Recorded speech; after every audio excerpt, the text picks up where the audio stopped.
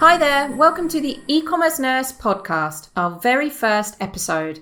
I'm Karina McLeod, ex-Amazonian consultant and founder of eCommerce Nurse and Vendor Society. Today we're going to be talking about Amazon advertising and how you can take your advertising strategy to the next level. We have a special guest, Mark Petit from Sky High Media, an Amazon-focused agency, who'll be providing us some tips and tricks that you can take away and implement in your business.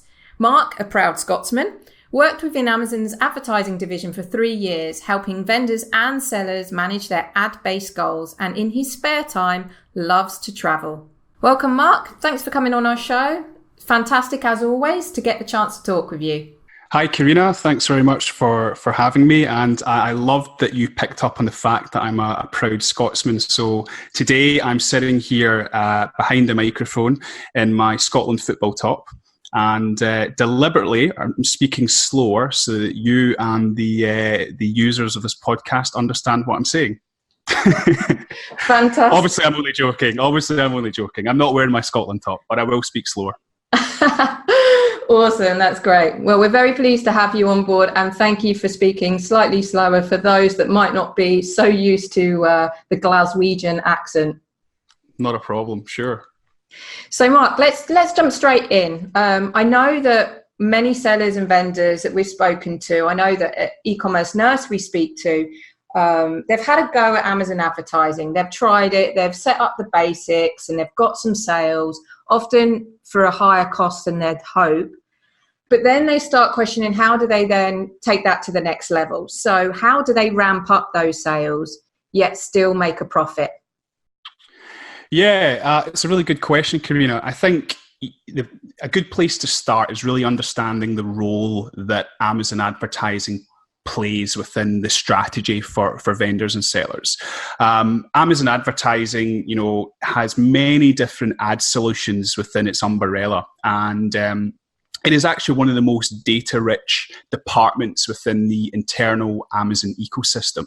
If you think about it, they have been Amazon overall has been monitoring its customers' shopping habits and behaviors for over the last 20 years or so, just under that. And Amazon has, within the last 5 to 10 years, been setting up its advertising division and making that data accessible to brands. Now, looking at the overall advertising or media landscape, you're seeing the likes of Facebook, Google, Snapchat, Pinterest, all trying to come up with their own e-commerce solutions because they understand that the data that Amazon has is actually, the prize data. It's the data that everyone wants. It's the data that brands want. It's the data that agencies want as well. So I think taking a step back and understanding that when you're a seller or a vendor and you're coming into the discussion of, okay, I've never ran any advertising solutions within Amazon, or I have done it, I've dipped my toes in the water, I've had mixed results. You really need to understand kind of what area you want to move into and what type of goals you want to get out of that. What we try and do with a lot of our clients, and I know that Karina, we work quite closely with your agency as well across clients, is that we try and implement phases for our brands. So think of it as phase 1 to 4. And those phases differ by brands quite majorly. So if you, for example, are a brand that's been semi-established on Amazon, but you've never really tried out advertising, then that strategy would look very different compared to a brand that has been on Amazon for a long time and has done significant amounts of advertising. So for us, it's really about trying to make sure that a strategy ties in with the relevant phases for you, and understanding that out of all the different solutions that Amazon advertising offers me as a brand, which one should I start with, and how do I progress forward with other ones, and when do I do that? And that's a really, really difficult thing, right? It's a really difficult thing, which I'm sure you get a lot of as well, of I've been doing sponsored ads for 18 months, 24 months. Is this it? Is this all I can do? Is there anything else that I can take advantage of? So I think that what's key is that you have access to, whether it's through an agency like ourselves, or whether it's someone internal within an organization that can advise and right, you've been doing sponsored ads, it's now time to look at other methods of advertising, and here's why you should look at it. Because, yeah, definitely. Because I think what we find is that there's lots of information out there, and it's almost like it appears that everybody has an idea of some guidance on what type of strategy to implement into ads. Yet, as you're saying, there's no one size fits all. So that's when it can be quite confusing, that everybody's sort of reading all the content out there. One company is saying, well, this is our strategy. Another company is saying, well, this is our strategy, try this. Everybody has a different strategy. But what you're saying is really, it's not down to necessarily, as an agency, this is the strategy that we implement. It's more down to you as a brand and the stage that you're at on Amazon. Exactly. It's not an off-the-shelf solution, right? So you can't just apply an off-the-shelf solution to every single brand and expect the same results. I think, one of the key places to start is that before you even consider advertising, and I know you focus a lot on this, is ensuring that your products or your ASINs are retail ready. What's the point in investing in advertising and driving valuable traffic to your pages or Amazon brand store if your product pages are not fully optimized? So I think that a lot of brands run before they can walk, as in they'll list products, they'll then decide to enlist in an advertising program, and then they wonder why the results are not as strong as they could be, right? So I think, in terms of making a checklist and ticking that off, it's really about ensuring that you are retail ready. So if you can get all your products listed, fully optimized, taking advantage of A+ or enhanced brand content, and then looking at ways of improving customer reviews and actually getting some on the page, because a lot of the success of any advertising solution that you partake in within Amazon is based on algorithmic techniques. And we know that the algorithm loves things like reviews and enhanced content. So I think that's a really important strategy. And I'm always amazed by even successful brands within the Amazon ecosystem who have been running advertising for a number of years. When I look at their product pages and I think, well, these are really underutilized. So I think that's a really, really important part to get right before you decide to invest your company's, hard-earned pounds or dollars or whatever it may be in these sophisticated advertising solutions. So would you suggest then that for a brand that really they want to make sure they're retail ready before setting up sponsored ads, or should they still set up those sponsored ads whilst making those products retail ready? And retail ready, I guess we're talking about making sure there's a sufficient number of customer reviews, A+ content, and just having all the bells and whistles on those pages. Yeah, I mean, I think if you think of your Amazon strategy as the trunk of a tree, and then the sub-strategies as branches, advertising is a branch. It's a sub-strategy of the overall strategy. It is not everything that you do on Amazon. So with that in mind, I'm of the opinion, and I'm sure some people disagree with me, that actually there's really no point looking at running advertising until you have got the retail basics ready. Now, my opinion is based on previous data. I have done this for clients at the very beginning of setting up my agency, and we worked out very quickly that it just didn't work. So I definitely think you have to get the retail basics done first. You have to invest in that. It is going to cost you money, but it has to be done. And then you start driving traffic to your pages. Now, think of it. Let's use the analogy of if you were a bricks and mortar retailer and you decided that you wanted to invest in billboard and TV and radio advertising. Well, if your shop floor and shop window was not up to scratch, let's say that there were still boxes on the floor of unpacked stock, there was no labels explaining the ingredients of certain items, would you really run an advertising campaign pushing people to come to your shop? The answer for most retailers would be no, and the same strategy does apply within the e-commerce side of things. But I think retail readiness applies to any advertising strategy that Amazon Advertising offers, whether it be sponsored ads, the PPC side of the business, or the programmatic side of the business, which is known as Amazon DSP. Now, each will have slightly different rules and demands in terms of how your products need to be before advertising. So, for example, getting set up on sponsored ads is fairly straightforward, and you can do it without any customer reviews, and a lot of brands do that. But if you're going on to something like the Amazon DSP, which is the programmatic solution for video and display, then usually you'll have to have a minimum number of reviews in place before you get access to such a platform. And I love that. I love the example that you've given of a store, because I think sometimes we can get lost in that online world and forget those basics. But when we then talk about what that looks like, if we're talking about bricks and mortar, that's fantastic, because you wouldn't have just products, if you're going to be selling and driving traffic to the store and highlighting promotions and that, you will make sure that those products look fantastic on the shelf before you're going to do that. So great example. And so when businesses are retail ready, they've set up the basics, how do they really know when they've got some sales, they've set up some ads? When do they, first off is what's really the best strategy when they first come on? And then how do they know when they're ready to take things to that next level?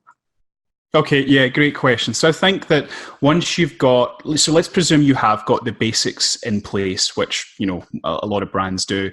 When you start running advertising, let's use sponsored ads as an example, the PPC platform, because that's usually the easiest and quickest road to entry for advertising within the Amazon ecosystem.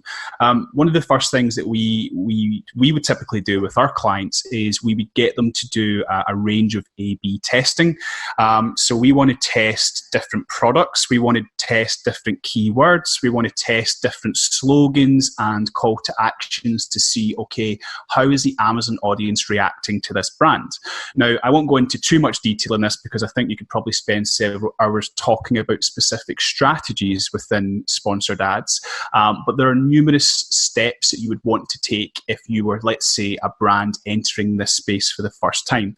However, if you're a brand that's been on there for quite a length of time, then those steps probably wouldn't be relevant to you. So I think A/B testing, firstly, is really crucial so that you can build up a wider picture and understand exactly how Amazon customers react to your brand.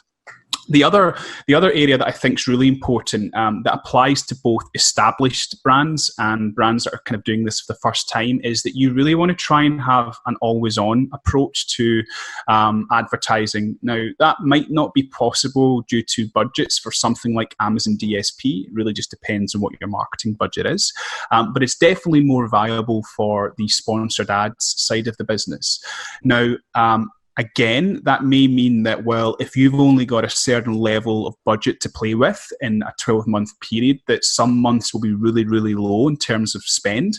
And really, what's the point of running a campaign? My counter argument to that is that through experience and having worked at Amazon, I'm very familiar with how the algorithm works. And the algorithm absolutely detests campaigns that stop and start on a regular basis. So if you have a budget, I would always suggest that even if you're running a test, and a test should be, an absolute minimum of 3 months, that you want to try and keep that going for as long as possible without stopping and starting. I mean, campaigns can take several weeks to really bed into the system. So that is crucial. And then probably the third point on that question is that you want to work to a calendar, and I don't just mean Amazon's promotional calendar. I mean a calendar that's relevant for your industry as well. Amazon's calendar is important to take advantage of, albeit I would be cautious of advertising significantly in the busiest periods on Amazon. I'm not saying don't do it. I'm just saying understand that it's an expensive time to run campaigns in. But I'm more interested in saying, actually, if you are a fashion brand and you're launching your summer apparel, then again, you want to be building that up the months before summer. But you also want to keep that going for as long as possible as well. So I think those are the kind of three areas that definitely kind of help get that strategy in place. And once you've done that, Karina, I then think you're in a better place to start reviewing advanced solutions that are out there, because once you've built up a picture and you see what's working, it's then thinking, right, I've done PPC now for a while and I know what my sales are. What else is out there for me? What else can I take advantage of that's going to grow? It's going to grow and it's going to bring in new customers who might not be familiar with my brand. Definitely. So really it's about, so with the calendar aspect, how long in advance would you say it's best to set up those campaigns? So say the summer season is going to kick in, or let's say there's a new product launch. A seller's going to launch a new product in July. How soon? Well, I guess that's not probably the best example, because if they're about to launch, the product might not be available. So let's use the example of we're coming to a key season for clothing. How soon in advance should they really start setting up those ads for that momentum to kick in? I mean, I would say ideally around the four to 6 weeks is absolutely fine. I mean, you could get away with it just under that, but a couple of reasons as to why. So we know that campaigns, again, take some time to settle in. One of the factors that the algorithm picks when determining which advert to show is the level of momentum, the level of clicks and impressions that a campaign has received previously. So if you're a fashion brand and you're launching a summer line and you launch it, midway into summer, it's going to take a number of weeks before those campaigns really gather some momentum, which means you've missed the boat, right? So I would always, usually push for 4 to 6 weeks, because it gives you time to also just amend things. I mean, it's quite common that you think that you've got all the keywords for a campaign, but actually new ones keep popping up from whatever sources. So it just gives you enough time to tweak the different levers that are at your disposal and ensure that when you do hit that peak season that you are fully optimized and you're going into it as strong as possible. Okay, great. And you also mentioned, so keeping the ads always on, definitely, rather than, we do know some sellers that like to stop and start and almost see building a calendar as we're going to promote during this time, we're not going to promote during this other time. But interesting sort of your point of view there. And also with the A/B testing. So is there anything you can add on the A/B testing side of things? Yeah, so I mean, Amazon as a platform is actually pretty limited in terms of A/B testing, but of course you can still do it. So when I'm talking about A/B testing, let's use a couple of examples. So if I'm talking about A/B testing in the sponsored ads, the PPC side of the business, you're usually more capable of running A/B tests on the sponsored brands advertising format. The banner that allows you to have a tagline, an image, and promote a minimum of 3 products. So as an example, if you're pushing a product, you might say, right, I want to run a couple of different taglines to several different keyword groups. You might adjust your tagline to new customers versus current customers. To go a step further, you might drive some of your customers, let's say you might drive new customers who are not familiar with the brand to an Amazon brand store that's got all the content on your brand and videos in there. But actually, if you're looking to just recapture existing customers and you know that they already understand the brand, well, maybe you just want to get them to the proceed to payment step as quickly as possible. So you would just take them to the product detail page. So those are examples. I think if you're looking at more advanced options, so you're a brand that's running Amazon DSP, where you have different multi-layer strategies going on in that side of things.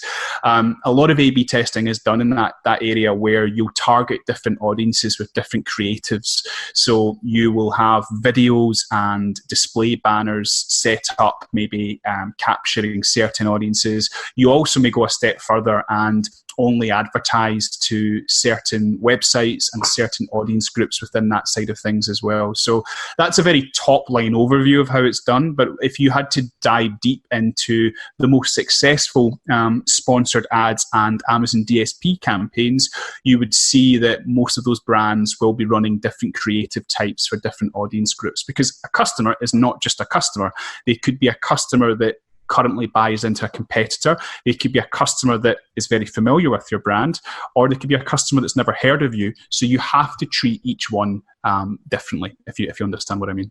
Definitely, and that's the thing we love, especially about the sponsored brands, is that there is a bit more flexibility in how you can, in what you can display, and there's a bit more you can do in terms of marketing, because you can't do any of that on sponsored products. So it's actually quite interesting. Is there's a marketing strategy almost as well in terms of the images that you face out with and the taglines. So that's some really great information there about how to do some A/B testing and about really where the customer is in their journey.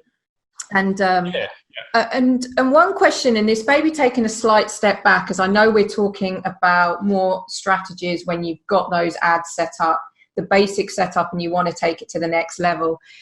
Do you have, if the brand is taking those ads to the next level, let's assume they've got auto ads set up and possibly manual, is the idea that they keep both of those running, or should they be focusing their attention on one? Yeah, another great question, and does vary in opinion depending on who you speak to. So again, I like to think that I'm, semi-qualified, having helped launch this product to vendors specifically when I was at Amazon. So my opinion is that if you're running sponsored ads, the PPC side of the business, and you're running manual and automatic, the question of should I continue to do both or pause one and continue with the other? Well, you really need to understand the service that each one provides. So the automatic campaigns are a goldmine of gathering information on the keywords that Amazon believes your customers use to find your products. So my question would be to a brand is, why would you turn that off? It doesn't have to dominate your campaigns. If you have a replica of that campaign, but it's manual based where you've put the keywords in, well, surely it's going to continue to provide you insight into new keywords that your brands might index highly for. So my suggestion is that manual campaigns allow you to pull and push many levers and buttons and give you far more optimization room than automatic does. But the automatic side of the business will always provide you with insight. So what you should do, in my opinion, is that you should scale back your automatic campaigns, have them at a lower CPC bid, have a lower daily budget, allow them to tick along, but ensure that your manual campaigns are definitely running and are the primary campaign that you're focusing on, and let them work together rather than picking one over the other. Great, awesome. That's always good to know. And I know that that's often a question many sellers and vendors are always asking out there. And just one other thing, you've mentioned a few times DSP. Could you, for those that aren't very familiar with DSP, are you able to sort of summarize, I guess in 2 sentences, if possible, what display DSP really is? So DSP is a programmatic solution that allows brands to advertise to customers across the internet, so not just on Amazon, but also on third-party websites. Now, DSP vastly differs from Amazon's PPC platform because they use different data sets. As you'll be aware, Amazon's sponsored ads program is primarily keyword orientated. Amazon DSP allows you to reach Amazon customers through things like segmentation, targeting, and getting access to those buying behaviors. So if I'm a bike seller, I'm selling bicycles or bicycle equipment, and I want to target people who are on Amazon typing in those words that are relevant to those products, then fine, the PPC side of the business does that for me. However, there's only so many people on Amazon at a certain time searching for those products. And as a brand owner, you are responsible for finding new customers and also bringing new customers into the market. And that's the role that Amazon DSP provides.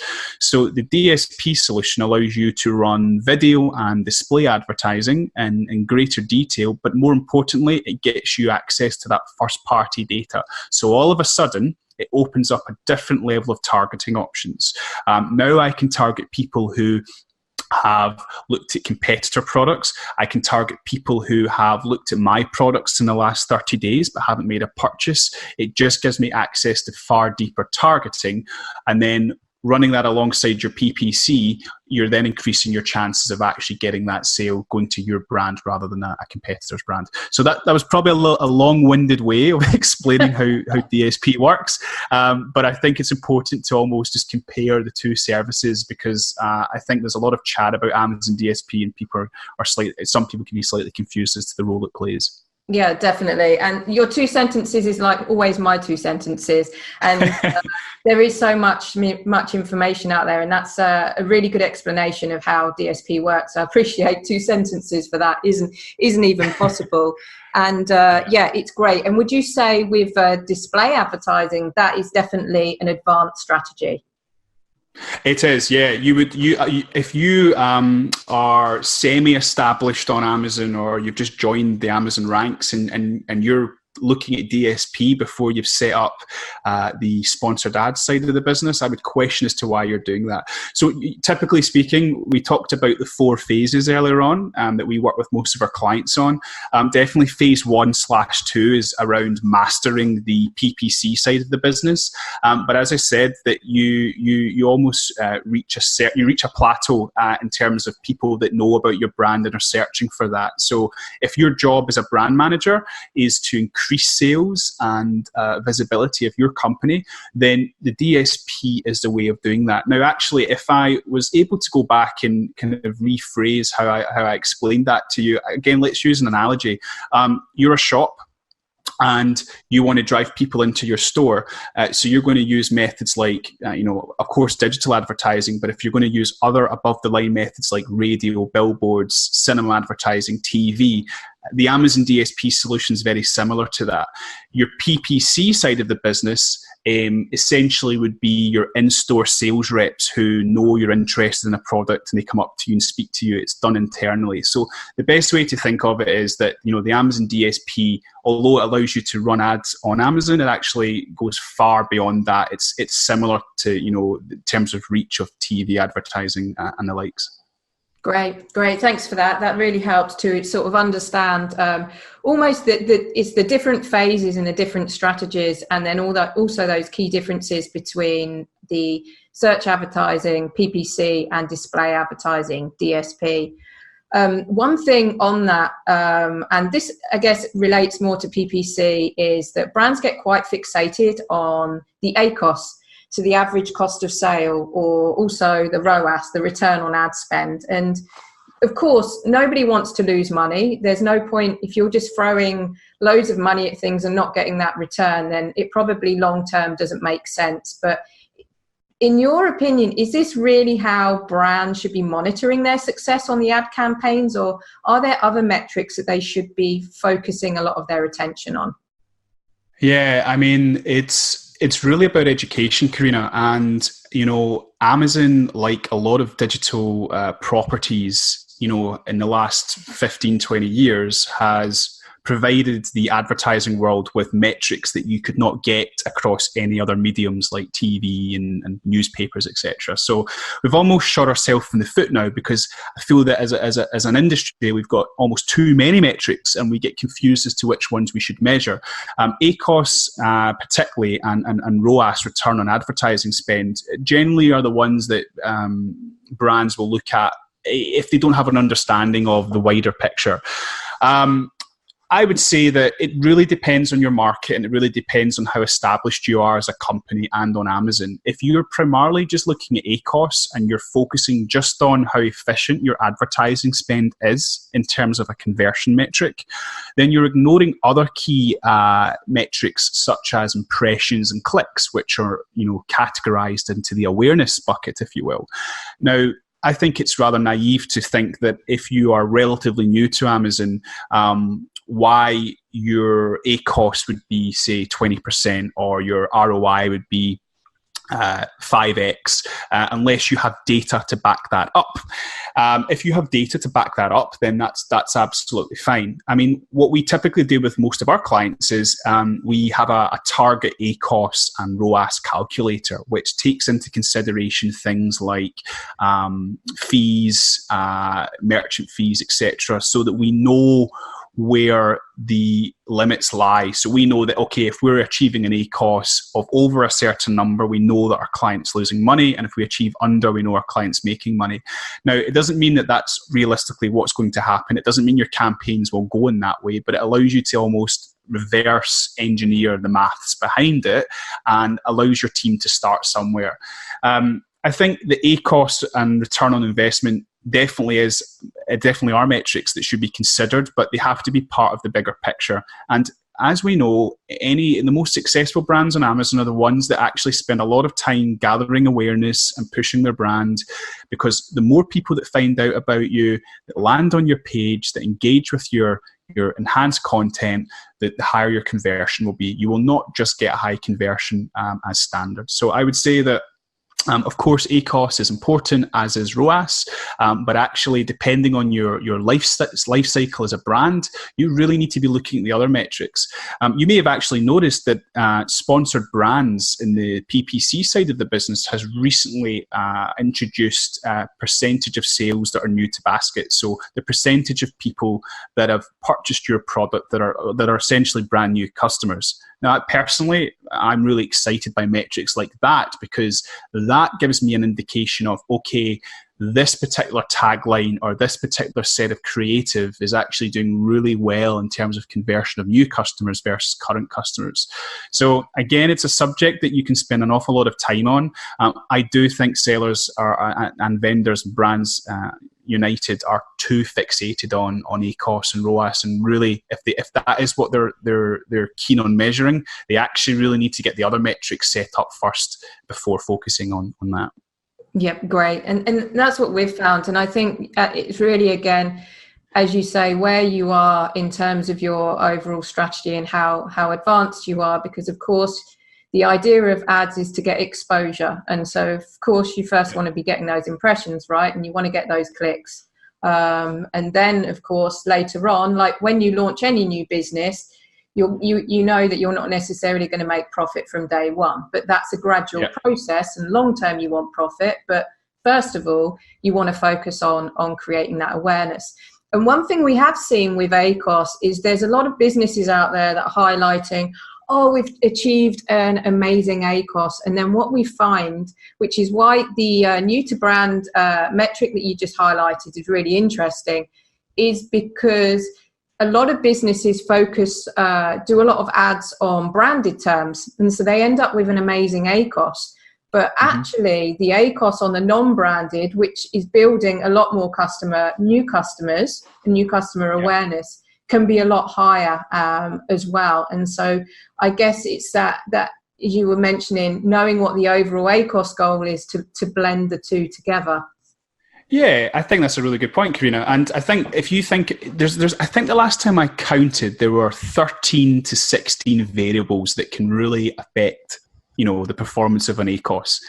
And if you optimize to one of those 13 to 16, then there's a couple of others that get compromised. So it's never a straightforward solution, right? And it comes back to how established your brand is overall. If you're a brand new company or a new brand, and you're looking at your cost per acquisition of customer, it's generally going to be a lot higher than a brand that's established, because you're still trying to go after a new customer base and make them aware of you. But as you get on in the life cycle and as you continue through those stages, the cost per acquisition overall should come down, because you have a foundation in place and you have a set number of customers that will always come back to you. So, again, I'm not disputing that it's an important metric. I just think that you really have to understand the importance it's playing. And actually, to kind of finalize from my side of things, the brands that run both the likes of Amazon DSP, so that programmatic display advertising, and also the PPC side of the business in line with each other, so they run it collectively, are definitely the brands that perform best on Amazon, because they're constantly widening that net to attract new customers.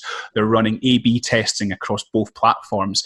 And then when they've been driven to Amazon, they've got their PPC campaign set up in such a way that that customer is then again more likely to be exposed to that brand and then convert. So, I mean, it is quite a complex a complex service. And I always say that, if you're running anything like this, you definitely want to have some type of expertise feeding into that, because, there are specialists out there that focus just primarily on that rather than trying to spin all the plates yourself. Yeah, definitely. And that's what we find. And it's looking at the bigger picture. But yeah, when you touch on the basics, and as we say, sort of summarize on taking it to the next level, and how I sort of introduced this podcast today is with sellers doing the basics, and then they get to a point where they're overwhelmed. They're overwhelmed because you can set up some auto ads or some basic manual campaigns, but taking it to the next level often requires a certain level of expertise. And there's people out there that, of course, are living and breathing Amazon advertising on a daily basis. So yeah, and Karina, I'm sorry to interrupt you, and I think you really hit the nail on the head there. I think also what happens is brands get really comfortable with one platform. They know the type of results they get, they know how much they spend, and they sometimes are a little bit nervous to see what else is out there. And it comes back to my point about education. If you are a brand that is considering alternative methods of advertising with Amazon, whether that be the DSP, whether it be Fire tablet formats, you have to understand the role that each one of those plays within your overall Amazon strategy, because they do differ in terms of goals and results. So I always advise that, look, if you're going to test anything, test it with a reasonable amount of budget. Don't overstretch yourself, and ensure that you understand what it is you're measuring. And as long as you apply that recipe, then you are geared up for success long term. Definitely. Great. Well, thank you ever so much, Mark. I appreciate you taking the time to talk about Amazon advertising. I know you are one of those people that live and breathe advertising on a daily basis.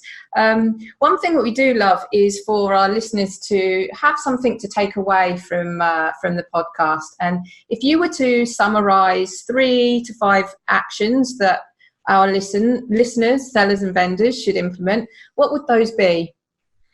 So I'd say the first one would be, most people have access to the internet via their phone or their laptop. I would definitely look to visit the Amazon advertising website, because there are really good case studies in there of brands of different sizes that essentially have implemented a range of strategies. So I always think that's a really good place to start if you are curious about all the different advertising solutions. Takeaway number two would be, if you are slightly apprehensive about inquiring about these services yourself or managing them yourself, as I've said kind of throughout the podcast, definitely look to get an expert involved in this. There are many agencies and freelancers that can help with such a task. And I think that if you are looking at investing, your business's hard-earned cash, you want to make sure you do it properly. So I think that's important, that you find that you surround yourself with the right people that can advise on whether your goals are realistic or not. And lastly, it would really just be try and test. Do not be afraid to dip your toe in the water, test it, and then try something else. I think that complacency will be the biggest killer for you, in terms of business staying stagnant. You have to try new things and think outside the box. Amazon's advertising is becoming ever more popular with brands. So now it's not about whether you're doing it, whether you're running Amazon advertising. It's actually about how are you thinking outside the box. Yeah, that's probably it for me. Great. Thank you. They're awesome takeaways. So very much going onto the Amazon advertising website, checking out all the resources, finding out information about all the different types of ads. And I know that they have some webinars as well for those that are new, but also they have some more intermediate and I believe advanced coming soon. And as you say, investigating and looking at using a third party to support you with your advertising strategy, and then of course try and test. So thank you. Thanks, Mark, for being an amazing guest today. Thank you so much for speaking slower so all our listeners can understand the Scotsman. And I've really enjoyed talking with you. We talk very often. We work closely with one another. I love your experience in Amazon advertising. I love the way you explain things, comparing online to bricks and mortar, and we've really, I personally have really enjoyed having you on the show today. Pleasure, Karina. Thanks for having me, and hope to come back again soon. Thanks, then. Thanks. Bye. The next episode, we have an exciting topic lined up. Are seller accounts at risk if they solicit customer reviews? Now, this is a very hot topic at the moment. Amazon is super strict when it comes to soliciting customer reviews, and we want to ensure you avoid that dreaded suspension. Our guest speaker for the show is Liz Fickenshaw from Ecom Engine, also known as Feedback 5. And Liz will be joining me as we talk about how to be compliant with Amazon's terms of service, black hat tricks or black hat tactics to avoid, and how sellers are at risk when they solicit customer reviews the wrong way.